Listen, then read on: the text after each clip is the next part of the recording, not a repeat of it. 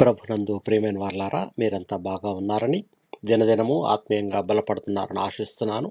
ఈరోజు దేవుడు మనకు గుర్తు చేసిన ఒక ఆశీర్వాదం, కీర్తనల గ్రంథం 63వ సంకీర్తన మొదటి వచనంలో భక్తుడైన దావీదు ఇలాగా వ్రాసించాడు: దేవా, నా దేవుడవు నీవే, వేకువనే నిన్ను వెదకుదును.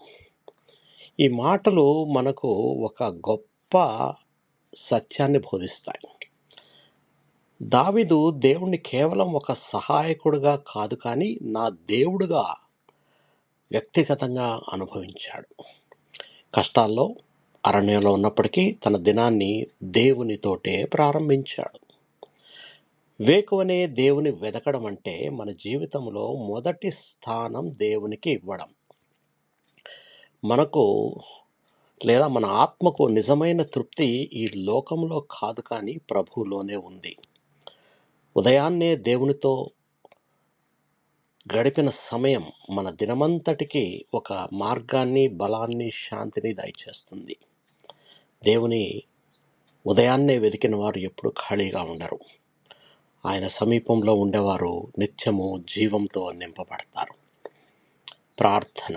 ప్రేమగల మా ప్రియ పరలోకపు తండ్రి, నీవే మా దేవుడవని ఒప్పుకుంటున్నామయ్యా. ప్రతి ఉదయం వేకువనే నిన్ను వెదకే హృదయాన్ని మాకు అనుగ్రహించండి. ఈ లోక విషయాల కంటే ముందుగా నీ సన్నిధిని కోరే కృపను దయచేయండి.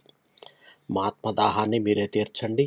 మా జీవితాలను మీ చిత్తానుసారంగా నడిపించమని మా ప్రభు, మీ ప్రియ కుమారుడికైన యేసు ప్రశస్తమైన నామంలో ప్రార్థించి వేడుకొనుచున్నాము తండ్రి. ఆమేన్. మీకు ఎవరికన్నా అవసరత ఉంటే నాకు మెసేజ్ చేయండి. నేను మీ గురించి ప్రత్యేకంగా ప్రార్థిస్తాను. దేవుడు మిమ్మల్ని బహుగా దీవించి ఆశీర్వదించునుగాక. ఆమేన్.